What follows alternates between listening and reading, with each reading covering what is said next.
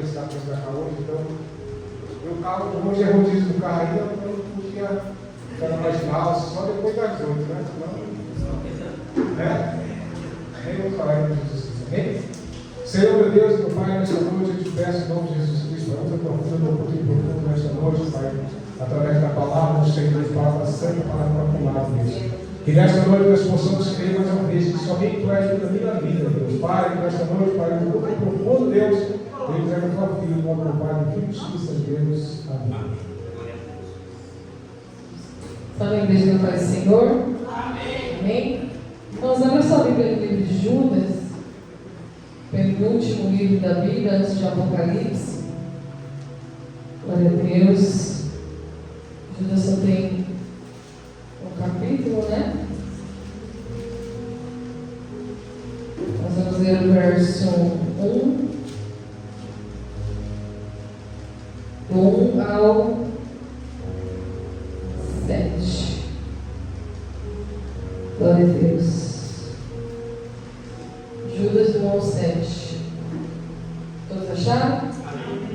Diz assim: Judas, servo de Jesus Cristo, irmão de Tiago, aos chamados, queridos em Deus Pai, conservados por Jesus Cristo, a misericórdia, a paz e o amor sejam multiplicadas.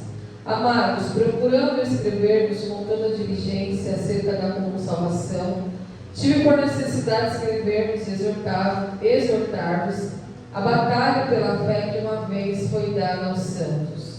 Porque se introduziram alguns que já antes estavam escritos para este mesmo juízo, homens ímpios que convertem de solução a graça de Deus e negam a Deus, único dominador e Senhor nosso Jesus Cristo. Mas quero lembrar-vos, como a quem já uma vez soube isso, que havendo o Senhor salvo o povo, tirando da terra do Egito, destruiu depois os que não creram. E aos anjos que não guardaram seu principado, mas deixaram sua própria habitação, reservou na escuridão e em prisões eternas até o juízo daquele grande dia. Assim como Sodoma e Gomorra e as cidades circunvizinhas, que havendo se corrompido como aqueles, ido após outra carne, foram postos, por exemplo, sofrendo a pena do fogo eterno. Amém? Até aqui. Glória a Deus. Irmãos, Judas, ele foi o irmão de Jesus, né? Irmão de Tiago, irmão de Jesus, irmão de carne mesmo, né? Foi filho de Maria. O Judas e o Tiago eram os dois irmãos mesmo carnais de Jesus. E eles se tornaram discípulos de Jesus. E essa epístola do apóstolo Judas, que não é o Judas que traiu Jesus, logicamente, tinham dois Judas, vai trazer um ensinamento acerca da apostasia da fé. E nós vemos, irmãos, que essa epístola, essa carta, ela foi escrita há mais de 2000 anos atrás, né? Logo que Jesus veio em terra, logo que Jesus foi assunto aos céus, e aí os seus discípulos, os seus apóstolos, começaram a doutrinar a igreja. E já naquele tempo, havia ímpios e falsos mestres dentro da igreja. Já naquele tempo, imagina hoje, no dia que nós estamos vivendo. Então, essa carta, o aprendizado que a gente tira dessa carta é que nós devemos conservar a fé santa. Não a fé, não digo nem santa, mas a fé santíssima. A santidade, né, na fé. Porque nós cremos em Jesus Cristo, não é isso? Que Ele é o nosso Salvador, o Filho de Deus. É nisso que nós cremos. Só que nós precisamos batalhar contra o mal. Tem um louvor na harpa que diz, né? Na batalha contra o mal, ser valente, né? Dando em marcha triunfal, né? Ser valente. Então nós batalhamos contra o mal. E infelizmente, irmãos, é uma realidade. O mal ele penetra dentro da igreja. Sorrateiramente. Usando os falsos mestres, os falsos ensinos, trazendo a pessoa a uma apostasia da fé. O que é a apostasia da fé? É aquilo que é contrário à fé santíssima. É quando existe um falso ensino aplicado que traz a glória para o homem, que traz ali muitas vezes a permissão do pecado, da vida pecaminosa. Então é contra isso que nós lutamos, né? Nós não lutamos contra os seres humanos, mas nós lutamos contra o pecado, né? Contra principados e potestades que atuam nessas regiões celestiais, que nós não vemos, que são regiões invisíveis aos olhos naturais, mas que pela busca do Espírito Santo, o Espírito Santo, ele nos adverte, né? Ele nos mostra. E quando o Judas está escrevendo essa epístola, ele não se nomeia como irmão de Jesus, ele fala servo de Jesus Cristo e irmão de Tiago, que também tem uma epístola. Aos chamados, queridos em Deus e conservados por Jesus Cristo. Olha só, então a carta ela tem um destinatário. Ele se apresenta como quem ele é, então ele não se apresenta, eu sou irmão de Jesus Cristo. Ele poderia, né, se apresentar, eu sou irmão dele, do Rei dos Reis, né? Eu sou irmão de Jesus, filho de Maria e de José. Mas ele não se apresentou assim. Ele se apresentou como servo de Jesus Cristo. Porque ele compreendemos que Jesus, mesmo sendo irmão dele carnal, era digno de toda a honra, toda a glória, de toda a adoração, e de que ele estava ali completamente dependente de Cristo para professar a sua fé. E aí ele fala assim, a carta é para quem? É para os chamados, queridos em Deus Pai e conservados por Jesus Cristo. Então nós vemos, se você for falar de pessoas conservadas ou de vida conservada, hoje em dia, você é muito conservador, não é assim? Não é assim que a gente é considerado? Isso aí é coisa antiga, isso aí não existe mais, é muito conservador. Nós estamos na modernidade, não é assim? Agora as coisas mudaram, mas a Bíblia não mudou, igreja. E Deus muito menos, porque Ele é o mesmo ontem, hoje e eternamente. E a Bíblia permanece a mesma, ela não mudou, pode passar ano, entrar ano, e a Bíblia ainda mesmo diz que se alguém acrescentar ou tirar sequer um tio da palavra de Deus, ou uma vírgula da palavra de Deus, será também ali julgado, né? Por isso, por tirar algo ou acrescentar algo que não está escrito. Por isso que nós precisamos ser examinadores da palavra de Deus, nós precisamos nos aprofundar na palavra de Deus. Então ele se apresenta como servo de Jesus, e a carta é para aqueles que estão conservados por Jesus Cristo. E aí ele vai dizer algo interessante, ele diz assim, olha, a misericórdia e a paz e o amor vos sejam multiplicados. Porque na batalha contra o mal, nós temos que ter abundância de misericórdia, abundância de paz e abundância de amor.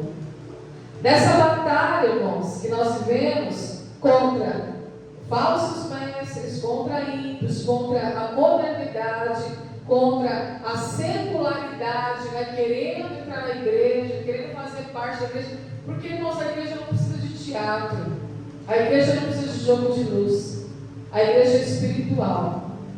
Nós precisamos conservar a nossa fé santa, santíssima. E o que significa a palavra santo? Separado do mundo, não é isso? Então a igreja não precisa de teatro, a igreja não precisa de jogo de luzes, a igreja ela não precisa, irmãos, enfeitar, imitar o mundo, trazer o mundo para dentro da igreja. Não, a igreja ela só precisa da manifestação do Espírito Santo. Ela precisa que o Espírito Santo seja avivado em nós. A igreja precisa do Espírito Santo para que o Espírito Santo venha nos convencer. Aleluia. Para que verdadeiramente nós vamos ser transformados e viver em novidade de vida. Que é isso que Jesus ele deseja que nós alcancemos. Essa vida nova. Então, nós vemos que essas três coisas são muito importantes. Paz, amor e misericórdia, elas devem ser multiplicadas em nossas vidas. A misericórdia deve ser inesgotável, a paz deve ser transbordante e o amor deve ser aumentado a cada dia. A misericórdia deve ser demonstrada, a paz deve ser buscada e o amor ser praticado. Então, quando nós vamos lá no Sermão da Montanha, Jesus Jesus fala: bem-aventurados os misericordiosos, pois eles alcançaram misericórdia. Então você vai demonstrar misericórdia. A palavra do Senhor também fala que nós devemos buscar a paz com todos, né? A Bíblia fala isso também. E também a palavra do Senhor fala que nós temos que praticar o amor. Que o amor não seja em palavras, né, somente, mas sim em atitudes. Porque amor não é sentimento, igreja. Amor não é aquilo que eu falo, amor é aquilo que eu faço. Amor é a minha atitude, né? É o meu serviço, é a minha prática. Amor não é sentimento, né? Porque falar, qualquer um pode falar, né?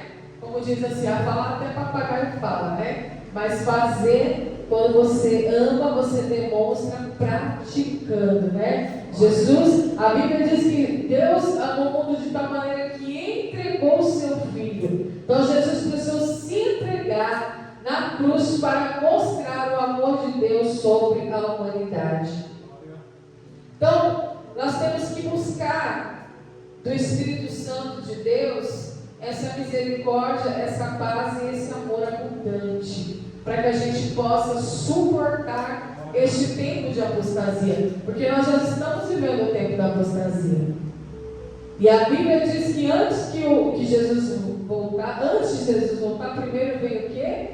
A apostasia, né? Primeiro vai vir que a secularização da igreja, o crescimento da apostasia, do falso ensino, dos falsos mestres, do engano. Hoje eu vi um vídeo no Instagram, um homem lá, um pastor, que se diz pastor, né, da igreja, a igreja cheia. Ele pegou uma espada de verdade. Sabe aquela espada de He-Man? Quem lembra do desenho do He-Man?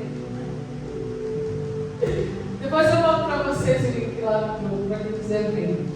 Ele levantou a espada assim, igualzinho a espada do He-Man. E aí ele começou a declarar com aquela espada, levantava o poder de Deus, a unção de Deus, eu não sei o quê. E a igreja tudo glorificando, né, e dando glória, e gritando, e fazendo aquele auê. Eu olhei e falei assim: meu Deus do céu, esqueci da paz para que é isso, né?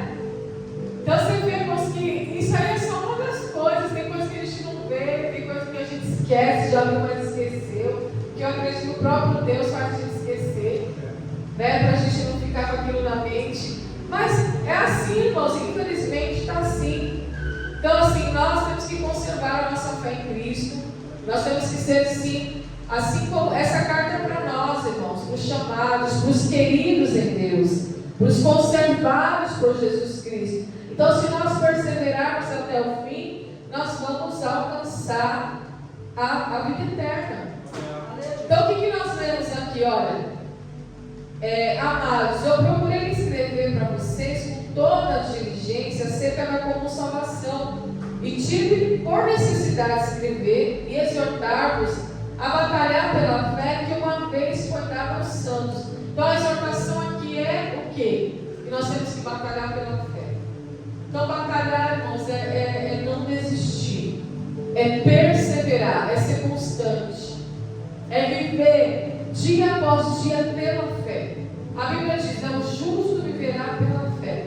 Então eu não vivo por circunstância, eu não vivo por emoção, eu não vivo por sentimento, eu não vivo por aquilo que eu penso, por aquilo que eu sinto, por aquilo que eu vejo. Eu vivo por aquilo que eu sei.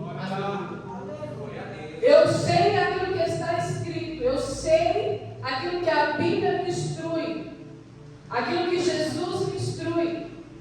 Então, o que eu aprendo hoje? O que eu sei pela fé? Eu sei que eu devo batalhar pela fé, e eu sei que eu tenho que conservar a minha vida em Cristo Jesus.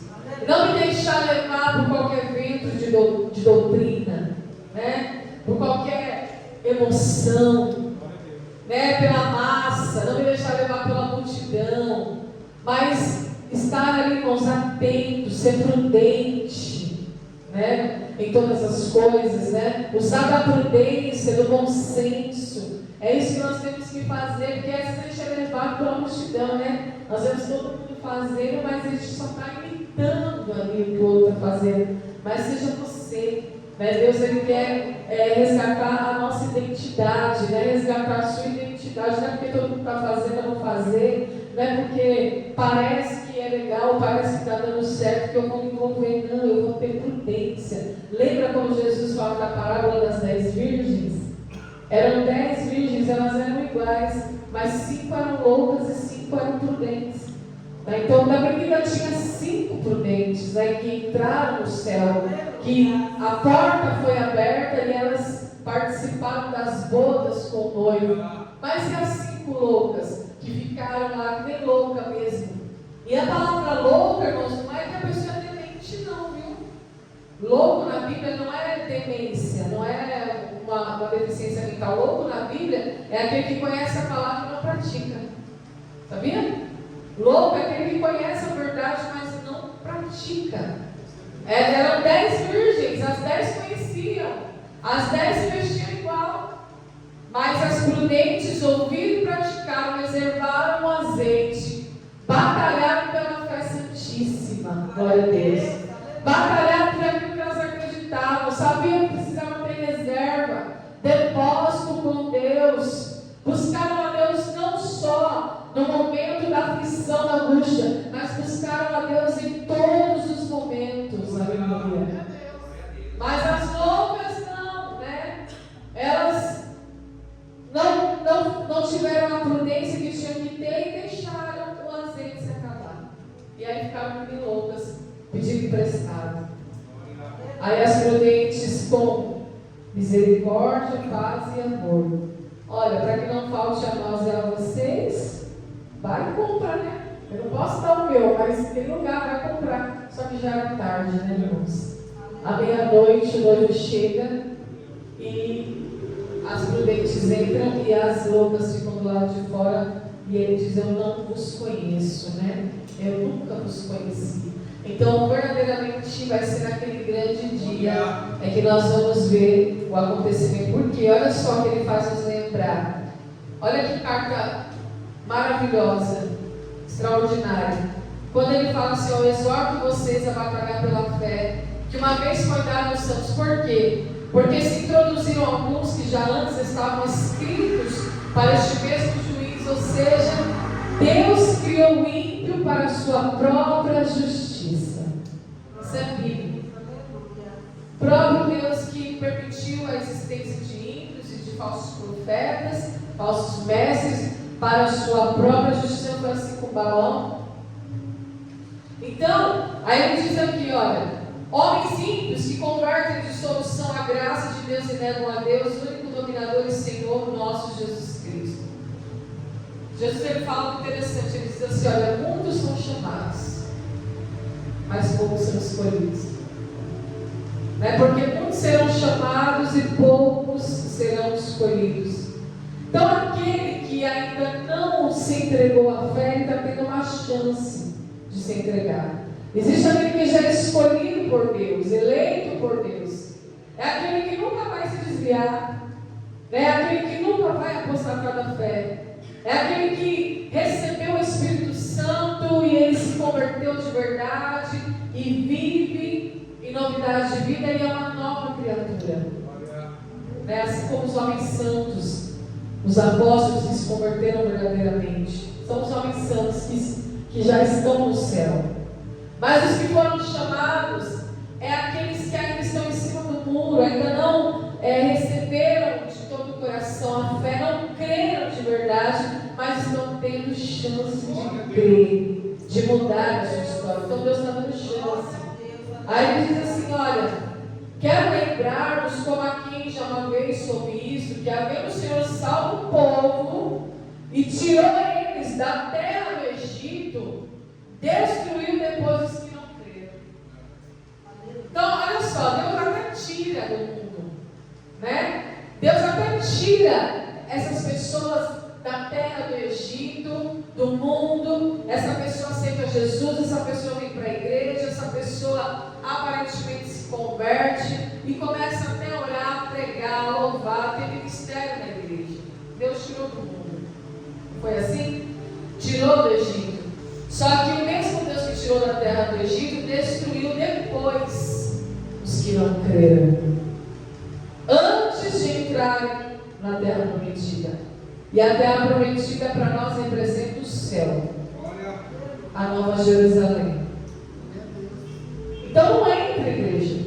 Antes de entrar, não crê ou não entra, porque é impossível. Alguém que não creu em Jesus verdadeiramente, crê, irmãos, não vai falar eu creio em Jesus. Crer é praticar a palavra de Deus, é conservar a fé, é batalhar o bom combate da vida, é combater o bom combate da vida. Assim como Paulo declarou antes da sua morte: eu combati o bom combate, eu encerrei a carreira e guardei a fé. Ele entrou, ele não morreu como, igreja, sozinho, aprisionado no meio dos ratos, no meio do esgoto, no meio da sujeira, doente, né, enfermo. E mesmo no momento da sua morte, ele pede ali a sua capa, né, ele pede ali os pergaminhos, a palavra de Deus, né, ele guarda a fé, igreja, ele conserva a fé, independente da circunstância. Ele não é levado pela multidão, pela massa, pela moda, né, pelo modernismo. Não, ele se mantém firme até o último dia. Então ele está falando: olha, eu quero lembrar vocês que não é porque Deus tirou da terra do Egito, que se não crer vai ser destruído. Então ser tirado do mundo não é garantia de salvação, irmãos. Não é porque Deus nos tirou do mundo, não é porque a gente não está no Egito mais, na Babilônia, não nos dá garantia. O que nos garante salvação é crer no Senhor Jesus, e será salvo tu e a tua casa.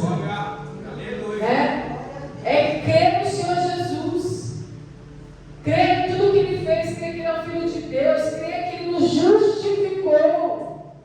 Aleluia. Pela graça sois salvos, justificados pela fé. Então, como que eu sou justificado pela fé? Quando eu creio. Eu creio que Ele morreu na cruz, eu creio que Ele levou meus pecados, eu creio que meus pecados foram apagados. Então não tem por que eu viver pecando. Então não tem por que eu viver ouvindo qualquer palavra, qualquer pregação, né? Me incluindo em qualquer perfil, grupo. Não, igreja. Nós temos que pedir a Deus o discernimento do Espírito. E o que é ser justificado? É como se você nunca tivesse pecado na sua vida. Quando eu sou justificado pela fé em Jesus Cristo, Deus olha para mim e Ele não vê pecado em mim. É como se eu nunca na minha vida tivesse pecado. Os pecados são apagados pelo sangue de Jesus. Nós somos purificados pelo sangue de Jesus. Então eu não preciso de mais nada, igreja. Claro que a gente quer uma igreja com todas essas cadeiras ocupadas, a gente quer. Às vezes a gente se entristece. Eu já me entristeci muito, mas hoje em dia eu não me entristeço mais. Porque eu começo a ler a palavra, eu começo a me aprofundar na palavra, e eu começo a ver que tudo é da vontade de Deus.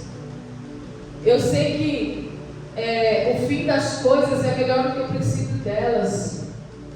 Eu oro a Deus para que a vontade dele seja feita. Se Ele quer dar 5 pessoas, mas que essas 5 pessoas entrem no céu. Que sejam as 5 prudentes. Que na hora que o noivo chegar, a porta vai estar aberta. E ele vai falar: vinde bendito de meu Pai, vinde bendita de meu Pai. Eu já me dou por satisfeita. Aleluia. E o pastor também. Glória a Deus. Então é dessa maneira, irmãos, que nós temos que pensar. Porque quando eu recebo o Espírito Santo, eu sou dotado agora de uma inteligência espiritual. Eu vivo uma vida além, né? Eu não faço mais parte desse plano aqui. Então eu estou acima. Eu vivo acima das circunstâncias, acima da realidade, né?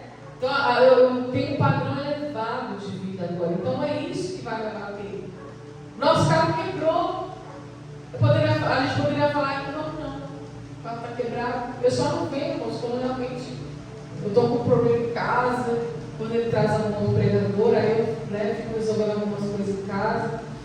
Mas eu eu não venho, mas eu estou lá intercedendo, eu estou na sede, eu estou fazendo alguma coisa. Mas o pastor não deixa de vir, né? Então, irmãos, a gente poderia falar assim, o carro quebrou, avisa lá e vamos. Não, ele foi lá, o amigo dele pediu o carro emprestado, batalhando, né? Chega uma casa, ela vai chegando, batalhando pela fé. E a recompensa pode ser que não venha na terra, mas naquele grande dia haverá um galardão no céu. E aí, quando a gente lembrar também dos anjos que não guardaram o seu principado, mas deixaram sua própria habitação, reservou na escuridão e em prisões eternas até o juízo daquele grande dia. Os anjos que se rebelaram contra Deus no céu, né? Então, olha, ele nos faz lembrar do povo que saiu da terra do Egito, que se rebelou, que não creu na promessa e foi destruído antes de entrar na terra. Ele nos faz lembrar da rebelião dos anjos que aconteceu no céu. A terça parte dos anjos se rebelou com o anjo, que é Satanás, nós sabemos, que não guardaram ali, né, a sua posição, mas decidiram deixar a sua própria habitação. Então, que Deus reservou o que para eles? A escuridão e prisões eternas, até o juízo daquele grande dia. Olha só, até os anjos, seres celestiais, também Deus não poupou. Não poupou nem seu próprio filho, né? Quem dirá nós, né, irmãos? E aqui ele fala: e assim como Sodoma e Gomorra, cidades circunvizinhas que havendo se corrompido, como aqueles que indo após outra carne, foram postas, por exemplo, sofrendo a pena do fogo eterno. Também Sodoma e Gomorra não foi poupado. E tinha gente lá, hein? Então, o que a carta de Judas está nos exortando aqui? Que nós precisamos buscar essa conservação da nossa fé. Conservar a fé. Conservar é algo que está separado, né, irmãos? Está em conserva, está ali, irmãos, separado de uma maneira a não se contaminar com o resto. É assim que você tem que conservar a tua fé. Né? Assim como a gente vai conservar um alimento, né? Você conserva para não ter contaminação, é isso? A sua fé não pode ser contaminada com as coisas deste mundo. Ela tem que ser inabalável. É uma fé única. Aleluia. Para que você se torne uma única pessoa também. Aí, eu já vou encerrar. Olha como Deus considera eles. Olha aqui o 11. Ai deles, porque entraram pelo caminho de Caim e foram levados brigando no prêmio de Balaão e pereceram na contradição de Corá. Ele vai falar de Caim, de Balaão e de Corá. Homens que conheciam Deus, mas se perderam no meio do caminho. Não dá tempo de falar de cada um. Aí olha o que o Espírito Santo vai falar deles, através de Judas. Estes são manchas em vossas festas de fraternidade. Olha que forte, irmãos. Banqueteando-se convosco e apacentando-se a si mesmos sem temor. O que significa aqui? Quando você vai numa festa, vamos colocar aqui uma festa de casamento. Está todo mundo bem alinhado, bem vestido, não tá? Se alguém estiver com uma roupa manchada, ele incomoda? Roupa manchada é uma coisa que incomoda, né? Principalmente as mulheres. Às vezes uma camisa branca, uma manchinha que incomoda. Você vai lá, esfrega, compra o veste, compra o outro, esfrega. Passou da hora com essa camisa tudo manchada aqui assim. Aí eu estava viajando, mas me deu um trago nas camisas dele.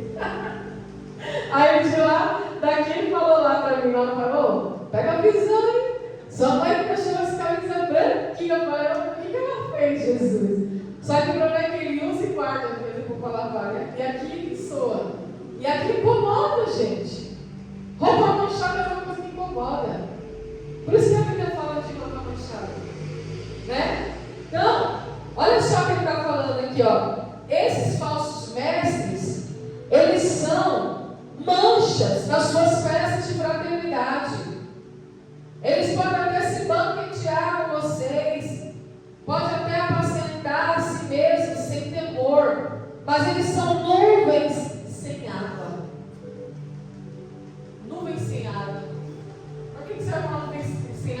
igreja? Para nada. Levadas pelo vento de uma para a outra parte, são como árvores murchas, infrutíferas, 2 vezes mortas. Olha que arrepia agora. Olha que arrepia todinha. Desarraigadas. Estou arrepiada. Espera a cabeça, me arrepia agora. 2 vezes mortos. Está falando da primeira e da segunda morte. A morte física e a morte espiritual. Não é isso que Deus tem para nós, igreja. Não é isso que Deus tem para a sua igreja, não é isso que Deus tem para vocês. Por isso eu quero lembrar o teu coração. Fala, Senhor, me ajude a conservar a minha fé. Não olhando para as circunstâncias, ó Deus. Que eu sei que se o Senhor não está permitindo a multidão, é porque o Senhor está nos dando livramento. Ele está nos preservando, irmãos, de sermos contaminados. Olha que bênção, que alegria. A fé te faz enxergar o melhor de todas as coisas. A fé faz isso. Ondas impetuosas do mar que espumam as suas mesmas abominações. É muito forte isso aqui. Estrelas errantes. Quem é a estrela errante? Quem é a estrela caída? Obra de Satanás. Estrela errante, estrela caída. Para os quais está eternamente reservada a negrura das trevas. Ou seja, essas pessoas, elas já têm o seu lugar reservado na escuridão. Os que apostavam na fé, os falsos mestres e os ímpios. Então, Deus está falando aqui que vai dar ruim, né? Vai ficar estreito. Tanto para os ímpios que estão no mundo, quanto para os falsos mestres que estão dentro da igreja. Não só os profetas. Nós sabemos que tem muito. Então, o ensinamento desta noite é que no nosso coração haja misericórdia, paz e amor multiplicados, e que nós vamos conservar a nossa fé, dia após dia. Não nos esquecendo do juízo de Deus. Porque Ele virá. Deus é justo. Deus é bom, mas Ele é justo, Deus. Para concluir, a misericórdia infinita, a paz deve ser permanente e o amor eterno. Que a misericórdia, a paz e o amor sejam multiplicados e elevados à suprema potência em nossa vida.